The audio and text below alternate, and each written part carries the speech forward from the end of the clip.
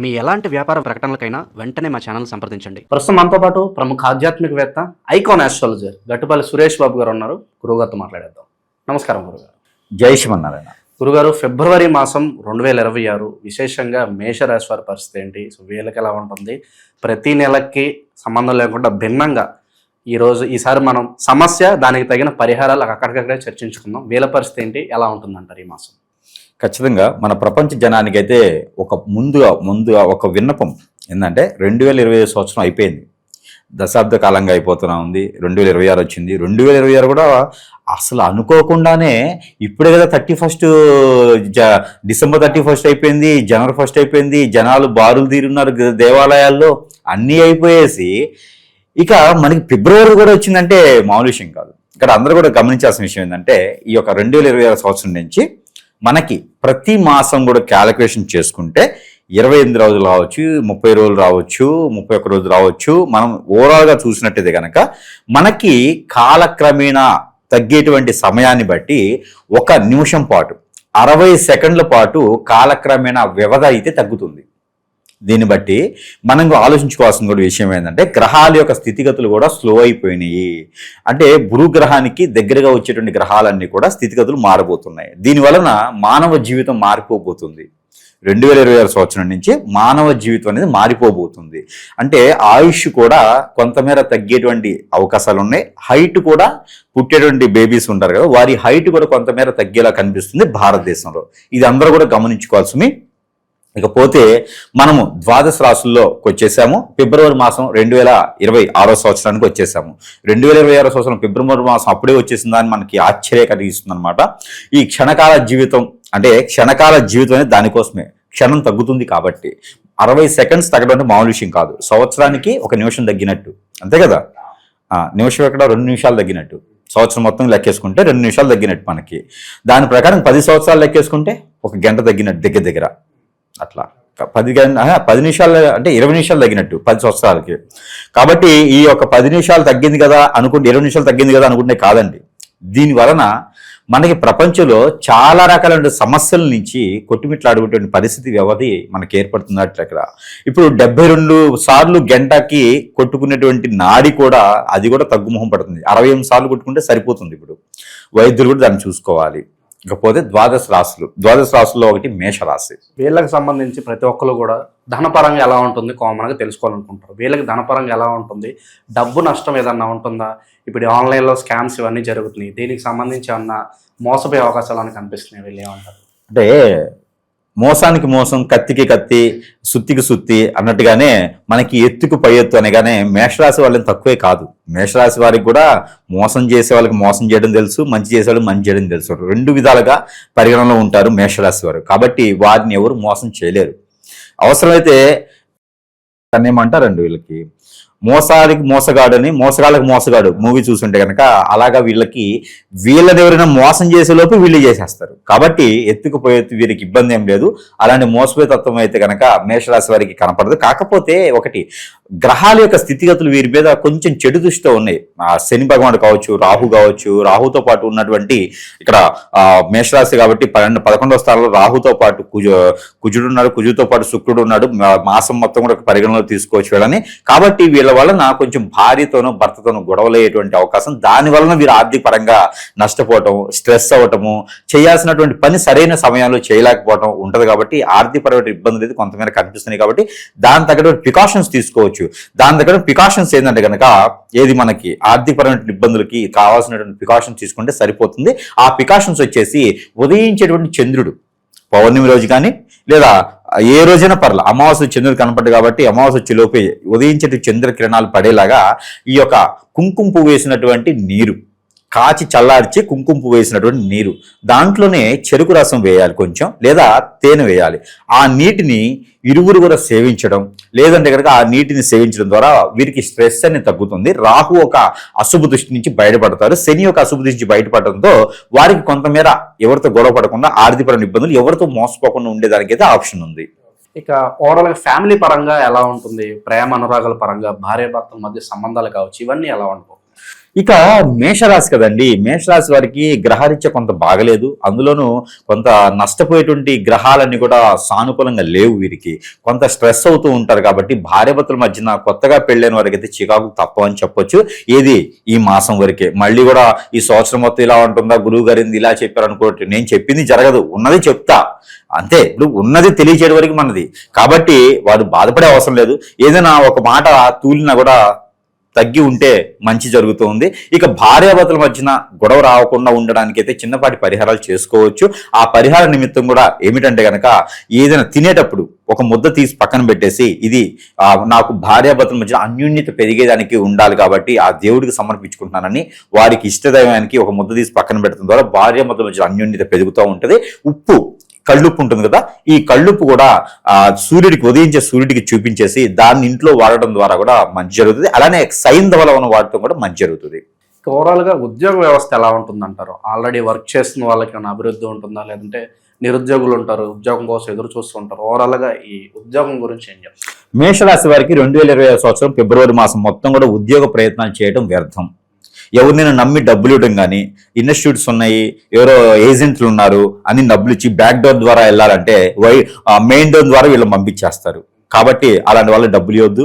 అలాంటి ఉద్యోగాలకి మనము మొగ్గు చూపొద్దు. ఎందుకంటే ఉన్నటువంటి వ్యవస్థ బాగాలేదు, గ్రహరీత్యా బాగలేదు. వీరికి రాహు గ్రహం బాగా ఉండడంతో, బాగా లేకుండా ఉండడంతో వీరికి ఆ తొందరపాటు నిర్ణయాలు తీసుకుంటారు. ఆ తొందరపాటు నిర్ణయాల వల్ల ఖచ్చితంగా వీరొక్కరే కాదు, వీరితో పాటు నమ్ముకున్న ఫ్యామిలీ కూడా నష్టపోతారు. ఎవరైనా డబ్బు ఇచ్చింటే వాళ్ళు నష్టపోతారు. కాబట్టి అలాంటి వ్యత్యాసమైన పనులు చేయొద్దు. వీరికి తోచింది, వీరికి సదుపాయంలో ఉన్నటువంటి వర్కులు చేసుకుంటూ ఉండాలి. మాసం మొత్తం కూడా వీరికి జాబ్ కావాలంటే ఖచ్చితంగా ఏప్రిల్ మాసం 15వ తారీఖు వరకు ఆగాల్సిందే. కాబట్టి వీరు ఏదైనా ప్రయత్నం చేస్తే చేయండి. వచ్చిన జాబు చేసుకుంటూ వెళ్ళిపోవాలి. తక్కువ ఉందే, పొరుగు పోద్దే, నలుగురు తెలిస్తే ఇబ్బంది అయితే, నేను MBA చేశాను, నాకు ఇలాంటి జాబా అనుకోవడానికి ఏం లేదు. ఎవరు మాట్లాడు. నీకు జాబు లేకపోయినా మాట్లాడతారు, జాబును నువ్వు కరెక్ట్ చేసినా మాట్లాడతారు మాట్లాడేవాళ్ళు. వాళ్ళ గురించి మనం ఏం ఆలోచించకూడదు. మనకు వచ్చిన జాబ్ చేసుకుంటూ వెళ్ళిపోవాలి. కాబట్టి నిరుద్యోగులు కూడా జాబ్ వస్తుంది. వారికి తగ్గటువంటి జాబ్ రాకపోయినా ఏదో జాబ్ అయితే వస్తుంది, చేసుకుంటూ వెళ్ళాలి. అలా జాబులో వెసులుబాటు కావాలనుకుంటే కనుక ఎక్కడైనా సమీప దూరంలో వినాయక స్వామి వారు ఉంటారు. ఏ వినాయకుడు స్వామివారికైనా గరికా బెల్లం పెట్టేసి జాబ్ చేసుకుంటే 100% వీరికి జాబ్ అనేది ఖచ్చితంగా అయితే ఫిబ్రవరిలో వస్తుంది. ఓకే, ఇక శుభకార్యాల పరంగా అనుకూలంగా ఉంటుందంటారా? ఇంట్లో ఏదైనా శుభకార్యాలు, పెళ్ళిళ్ళకి ఓవరాల్ గా ఎలా ఉంటుంది? శుభకార్యాల్లో పాల్గొనేదానికి కానీ, శుభకార్యాల్లో వీళ్ళు వెళ్ళి చేసేదానికైతే ఏం కనిపించట్లేదు ఈ మాసంలో. కాకపోతే ఎవరైనా ఎక్కడైనా కర్మజాలకు ఆహ్వానిస్తే కనుక వీరిని మందలించి మాట్లాడి వీరు ఏ దానికి పనికిరారన్నట్టుగా వెళ్ళిపోతూ ఉంటారు అనమాట. ఎట్లా ఉంటుందంటే, మీరు సీతమ్మ సినిమా సెట్ చూస్తే దాంట్లో మ్యారేజ్ మూమెంట్ లో ఎరా ఏం చేస్తున్నా అంటారు కదా, అదే టైప్ లో వీళ్ళు కలెక్టర్ జాబ్ చేసినా కూడా, వీళ్ళు ఎమ్మెల్యే ఎంపీ అయినా కూడా చేశారులే అనే టైప్ లో మాట్లాడాల్సి వస్తుంది. మీరు చేయనటువంటి పనికి మాట్లాడాల్సి వస్తుంది. కాబట్టి అలాంటి శుభకార్యాలు వాటిలో పాల్గొనకపోవడం మంచిది. మన పర్సనల్ విషయాలు ఏవైతే ఉన్నాయో ఎదుటి వరకు షేర్ చేయకపోవడం మంచిది. ఎంతసేపటికి మన టైం బాగాలేదు అనుకోవాలి, మన పక్కన కూర్చొని మన పని మనం చేసుకొని రావాలి, ఎవరిని కదిలియకూడదు. ఇక ఏ ఒక శుభకార్యాలు కూడా పోయామా వచ్చేటట్టు కానీ మా అక్కయ్య, బావయ్య, తమ్ముడు, చెల్లి అని రివర్స్ లవింగ్లు ఎవరికి చెప్పే అవసరం లేదు. మన పని మనం చేసుకుని వస్తే ఇబ్బంది లేదు. అలాంటి శుభకార్యాల్లో పేరు ప్రఖ్యాత రావాలి అనుకుంటే కనుక ఉదయించే సూర్యునికి సూర్య నమస్కారాలు చేసుకుంటే చాలా మంచి జరుగుతుంది. ఇక శత్రువుల పరిస్థితి ఏంటంటారు గురుగారు? అలాగే చాలా మంది అడుగుతున్నారు, చెడు క్రియలు మేము ఎదగటం చూసి తట్టుకోలేక చాలా మంది చెడు క్రియలు చేపిస్తున్నారు. అధికంగా ఈ వైవాహిక జీవితంలో చిచ్చులు పడడానికి కూడా చాలా మంది కాచు కూర్చుంటున్నారు. ఎక్కువగా మిమ్మల్ని సంప్రదించే వాళ్ళు కూడా వీళ్ళే ఉంటూ విశేషం. మరి దీనికి పరిష్కారం ఏంటని చెప్పి అడుగుతున్నారు కొంతమంది. మన దగ్గరకు వరకు రాలేని వాళ్ళకు కూడా ఏదన్నా పరిష్కారం ఉంటే తెలియదు. ఖచ్చితంగా ఇక్కడ ఏమవుతుందంటే, జాతకం అనేది ఒకటి ఉంటుంది ప్రతి మనిషిలోను. ఇది మేషరాశి వాళ్ళకో లేకపోతే ఇంకో రాశి వాళ్ళకో కాదు. ఈ జాతకం ఏం చెబుతుందంటే, జాతకం మనిషి జీవితాన్ని పరిశీలన చేస్తుంది. ఏదైనా బాగలేదంటే దానికి పరిష్కార మార్గం చూపించింది. ఇది జాతకం వరకే. కానీ కొన్ని ఉంటే జాతకంలో ఉండవు. అవి నీకు కలెక్టర్ అవుతావు, ఎమ్మెల్యే అవుతావు, ఎంపీ అవుతావు, లేకపోతే ఇంజనీరింగ్ చదువుతావు, లేకపోతే ఒక మంచి స్థాయిలో ఉండి నీ కింద ఒక 2000 మంది పనిచేస్తారు. ఇది జాతకమే. కానీ ఇలా కాకుండా నీ జాతకం తగ్గట్టు కాకుండా వేరే వ్యతిరేకంగా ఉన్నావు అంటే ఖచ్చితంగా నీమేం చెడు క్రియలు జరిగి ఉంటాయి. చెడు క్రియలు జరిగిన విషయము జాతకంలో కనపడదండి. అది ఖచ్చితంగా మనం ఒక గురువు దగ్గరికి వెళ్తేనే, సంప్రదిస్తే మాత్రమే మనలో ఏం జరుగుతుంది అనేది, మన లక్షణాలు, అవలక్షణాలు, మన యొక్క విశిష్టతను చూసి మాత్రమే తను చెప్పేటువంటి విధానం కనబడతా ఉంటుంది. ఇక మనల్నే సంప్రదించడానికి కారణాలు ఏంటంటే కనుక, గురువులందరూ ఎదురైతే మనకేమవుతుంది? ఉన్న గురువులందరూ ఎదవలేనప్పుడు మరి మనమే కదా గొప్పగా ఉన్నాము. ఇంకో విషయం ఏంటంటే ఇక్కడ చేసేవాళ్ళు ఉన్నారు కానీ తీసేవాళ్ళు లేరు. మనము దాంట్లో ఈ చాతబళ్ళు కానీ హిప్నటిజం, బ్లాక్ మ్యాజిక్, వశీకరణం, బాగలముఖి, భానుమతి, యక్షిని, స్పిరిట్, మందు పెట్టడం ఇలాంటి విద్యల్లో మనం తీసేదాంట్లో ప్రాసిద్ధి చెంది ఉన్నాము. అందరికి తెలిసిన విషయమే మనం ఎంత జెన్యున్గా ఉంటాము, ఎంత చేస్తాము అనేది.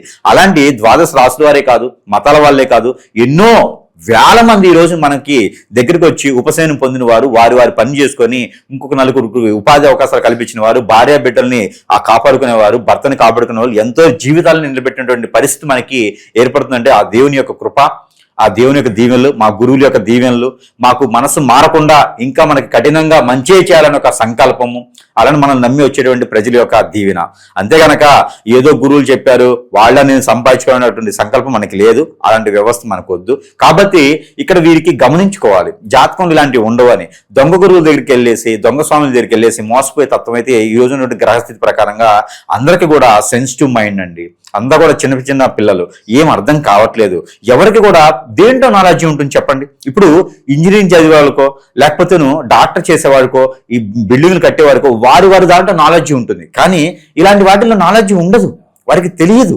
కాబట్టి అది జాతకాలు ఉండదు. ఏదో గురువు దగ్గరికి వెళ్తే ఏదో 50,000 రూపాయలు యజ్ఞం చేయండి, మీకు పిత్త దోషాన్ని 30,000 కట్టండి, ఆ గోకర్ణకి వెళ్ళండి, ఇలాంటివి ఉన్నాయి తప్పితే ముళ్ళుతో తీయాలి. ఇక్కడ అందరూ గమనించుకోవాల్సిందంటే చిన్న పిల్లలండి. తల్లిదండ్రికి ఒక కూతురు ఉంది అంటే ఎవడో వచ్చేసి అనవసరమైన విషయాలు చెప్పేసని వాళ్ళని హిప్నటైజింగ్ చేసేసి, ఈ రోజుల్లో ఇంకోటి నేర్చుకుంది ఏంటంటే అందరూ ఇదే మొత్తు మందు, ఇదే మరుగు మందు అని చెప్పేసి డ్రగ్స్ అలవాటు చేస్తున్నారండి. చంచని పిల్లల్ని ప్రభుత్వాలందరికీ చొరవ చేసుకొని ఉక్కు పాదం మోపినప్పటికీ కూడా ఇంకా పుట్టించుకొస్తున్నారు. ఎక్కడి నుంచి తీసుకొస్తున్నారు అర్థం కావట్లా. గురువుల దగ్గర దొరుకుతుందట, అదేంటో మరి విచిత్రం, నాకు అర్థం కాదు. అలాంటి గురువులు దరిద్రులు ఎవరున్నారు. కాబట్టి ఈ దొంగ గురువులు నమ్మటం, ఏదో మంచి జరుగుతుందని చెప్పి వెళ్తూ ఉంటారు. వీరందరికీ కూడా ఆ డ్రగ్స్ ని మొత్తుమందిగా ఇచ్చేసి ఆ బానిసలను చేసుకొని, బానిసత్వానికి అలవాటు చేసుకొని, వీరి దగ్గర నుంచి ఎన్నో రకాలైనటువంటి సదుపాయాలు పొందేసి వారిని చివరికి రోడ్డు మీదకి వేస్తా ఉన్నారు. ఇలాంటి తల్లిదండ్రులు బాధపడుతూ ఉన్నారు. ఈ రోజున ఎంతో మొరపెత్తుకున్నా కూడా వాళ్ళు నమ్మే దేవుడు కూడా ఏం చేస్తాడు చెప్పండి? మానవులు చేసేటువంటి తప్పులకి దేవుడు ఏం చేస్తాడు?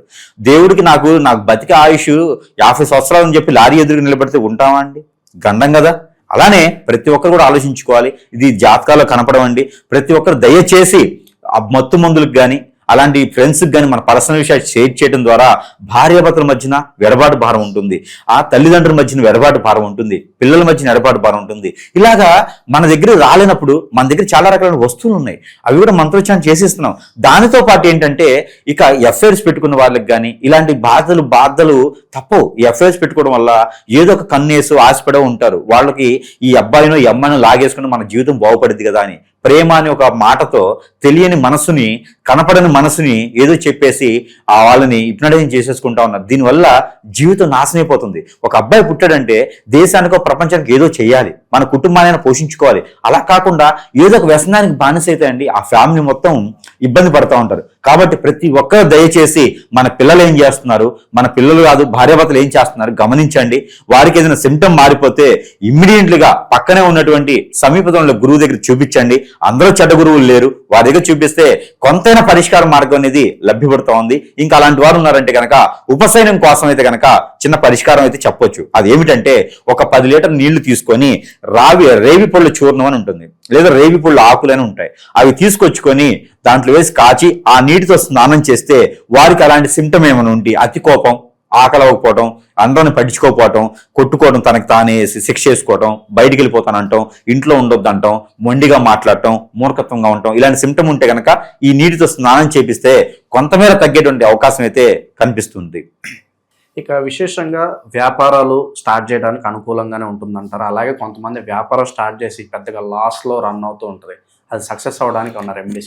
మేషరాశి వారికి ముఖ్యంగా చెప్పాలంటే కొత్తగా పెట్టే వ్యాపారాలు లాభసాటిగా లేవు, పార్ట్నర్షిప్ వ్యాపారాలు లాభసాటిగా లేవు. కాబట్టి ఏదైనా చేస్తున్నారంటే ఉన్నపాటి ఉన్న వ్యాపారాలు చేసుకుంటే మంచిది. అలానే వీరికి ఏదైనా ఆర్గనైజర్స్, ఇన్స్టిట్యూట్స్ లాంటి వ్యాపారాలు అయితే కలిసిపడవుతాయి. కానీ పెట్టుబడులు పెట్టి లక్షల రూపాయలు పెట్టి నేను ఏదో ఇండస్ట్రీ చేస్తానంటే వీరికి మాట మీద నిలకడగా ఉండరు ఎక్కువగా శాతం. ఎందుకంటే గ్రహాలు మారే సమయంలో వీరికి ఏదైనా తోడు సపోర్ట్ లేకుండా వీరు ఏం చేయలేరు. కాబట్టి కొత్తగా వ్యాపారాలు ఏం చేయొద్దు, ఉన్న వ్యాపారాలు చేసుకుంటూ వెళ్ళిపోవాలి. అలానే పాల ఉత్పత్తులు, పాలు లాంటి వ్యాపారాలకి అయితే తక్కువ పెట్టుబడులు కాబట్టి వీరు చేయొచ్చు. అప్పు తీసుకొచ్చి వ్యాపారం అస్సలు చేయకూడదు వీరు మేషరాశి వారు. కాబట్టి లేనిపోయినటువంటి వాటిలో వీరికి పూర్తిగా అవగాహన లేని వాటిలో ఇన్వెస్ట్మెంట్ చేయకూడదు.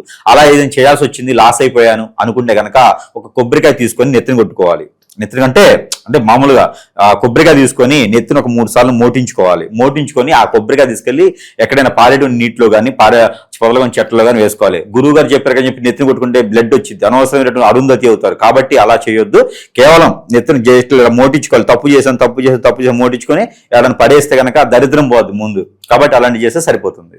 ఇక కామన్ గా చేసుకోవాల్సిన పరిహారాలు అంటే ఓవరాల్ గా ఏం చెప్తారు గురుగారు? ఓవరాల్ ఏం లేదండి, పోయేసి సముద్రంలో నదిలో దూకాలి అంతే. మేషరాశి వారికి వేరే ఆప్షన్ లేదు, అవకాశం లేదు. దూకమంటే గురువు గారు చెప్పారు కానీ దూకితే తర్వాత నన్ను ఉన్నోళ్ళు ఇబ్బంది పెడతారు. కాబట్టి దూకడం అంటే ఏం లేదండి, ఒక నవధాన్యాలు దొరుకుతాయి కదా, నవధాన్యాలు 1 కిలో బావు తీసుకోవాలి. అంటే 1 కిలో 250 గ్రాములు తీసుకొని దాంట్లో నల్ల నువ్వులు నల్ల మినుములు కలుపుకోవాలి. ఈ యొక్క మొత్తం కూడా ఎల్లో కలర్ క్లాత్ లో, బ్లౌజ్ పీస్ అయినా ఏ పీస్ ఎల్లో కలర్ క్లాత్ లో కట్టుకొని మూట నెత్తిన పెట్టుకొని నీళ్ళలో దిగాలి.